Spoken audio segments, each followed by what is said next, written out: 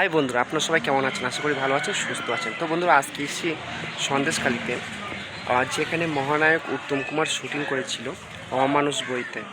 তো সন্দেশখালির সেই পরিবেশটা, যেখানে শুটিং হয়েছিল, যে ঘরগুলো, এখান থেকে হয়তো 50 বছর আগে, তো 50 না হলে 40 বছর আগে, তো আমি ঠিক বলতে পারছি না এক্স্যাক্ট কত বছর আগে হয়েছিল বইটা, অমানুষ বইটা।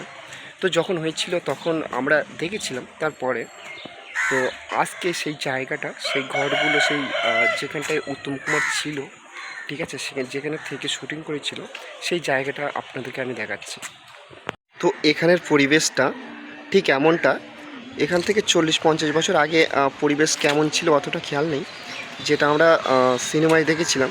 কিন্তু এখন যে পরিবেশটা, এই পরিবেশটা এরকম আছে এখন। আর যে ঘরটায় উত্তম কুমার ছিলেন, যেখানে শুটিং হয়েছিল, সেই ঘরটা এখনও অক্ষয় রেখেছে, এখনও ঠিক করে রাখা হয়েছে, কারণ মহানায়ক বলে কথা। আর সেই ঘরটা যেখানে শুটিং হয়েছিল, সেই ঘরটার স্মৃতি হিসাবে এখনও সেই ঘরটা সাজিয়ে এখনও রাখা হয়েছে। এখানে শুধু প্রবেশ করতে দেয়, কিন্তু ঘরে হয়তো উঠতে দেয় না, ঠিক আছে, অনেক শুধু দেখার জন্যে। তো এখানের পরিবেশটা কিছু এমন। আর যে ঘরটা মহানায়ক ছিলেন উত্তম কুমার, সেই ঘরটা এইটা। তো এটা স্মৃতি হিসাবে রাখা হয়েছে। জানি না যতদিন ঘরটা থাকবে ততদিন এই স্মৃতিটা, মহানায়ক উত্তম কুমার সে তো মারা গেছেন, তো এই স্মৃতিটা থেকে যাবে। হয়তো আমরাও মারা যাব, কিন্তু এই ঘরটাকে অক্ষয় করে রাখা হবে স্মৃতি হিসাবে।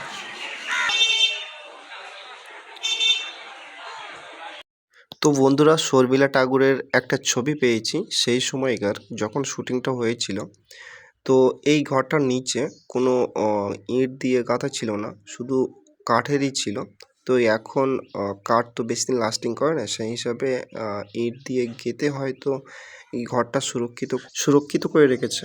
বন্ধুরা, এখানে আমার সব কিছুই ভালো লেগেছে, কিন্তু আমার মনে হয় যে এখানে একটা উত্তম কুমারের স্ট্যাচু করা উচিত ছিল।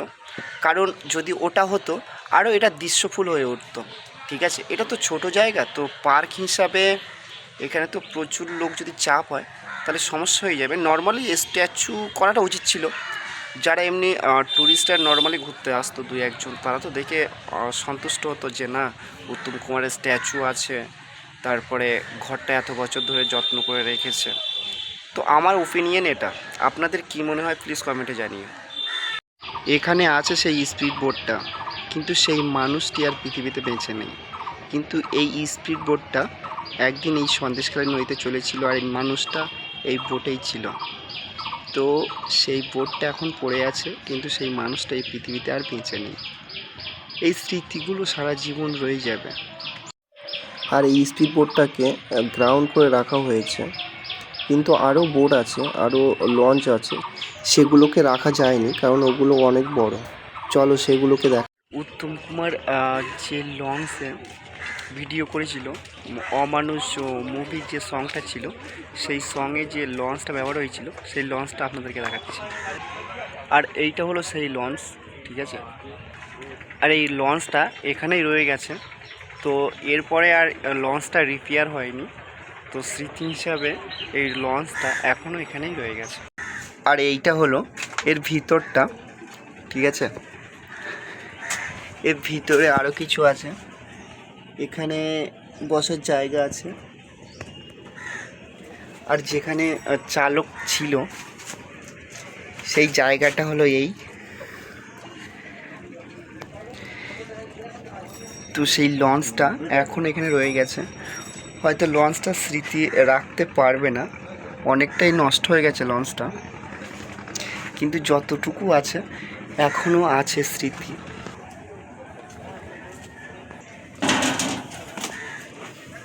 ভেঙে যাবে না তো? না। ইঞ্জিনগুলো পুরো নষ্ট হয়ে গেছে। আর এই যে এটা ছিল জানালা।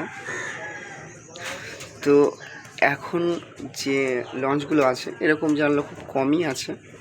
আগের লঞ্চে এরকম জানলা ছিল, এইটা দেখে অনুভব করা যায়।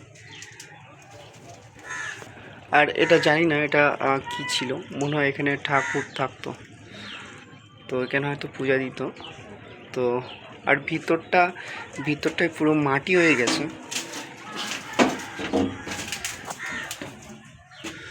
ভিতরে মাটি হয়ে গেছে, বসার জায়গাগুলো রয়ে গেছে। আর এটা হলো সেই সন্দেশখালী নদী, যেখানে এক সময় এই বোটটি চলেছিল, এই লঞ্চটি চলেছিল। উত্তম কুমার এই নদীতেই শুটিং করেছিল। আজকে মানুষটা নেই, কিন্তু সব স্মৃতিগুলো রয়ে গেছে। তো বন্ধুরা, আমার ব্লগে জুড়ে থাকার জন্য আপনাদেরকে অনেক অনেক ধন্যবাদ। আর যদি আমার ব্লগ ভালো লেগে থাকে তো আমার চ্যানেলটিকে সাবস্ক্রাইব করে আমার পাশে থাকবেন, কারণ আপনাদের ভালোবাসায় আমার সামনে এগোতে সাহায্য করবে। আর এখানে যে লঞ্চগুলো ছিল এখানেই রয়ে গেছে, আর এখানেই সব নষ্ট হয়ে গেছে। আর যে স্পিড বোট ছিল সেই সময়, তখন স্পিড বোটগুলো কতটা বড় ছিল, তো এখন যেরকম স্পিড বোটগুলো ছোটো হয় তেমনটা ছিল না। আর যে লঞ্চ ছিল, সেই লঞ্চ, যে কটা লঞ্চের শ্যুটিং হয়েছিল সেই লঞ্চগুলো এখানেই আছে। আর লঞ্চগুলো একদম ভেঙে গেছে, আর রিপেয়ার করা যাবে না। তো যতদিন আছে ততদিন এখানে স্মৃতি হয়ে রয়ে যাবে, এরপরে হয়তো নষ্ট হয়ে যাবে। আর সেই সময় যে স্পিড বোটগুলো ছিল, তো স্পিড বোটগুলো ঠিক এমনটা ছিল, এতটা বড়।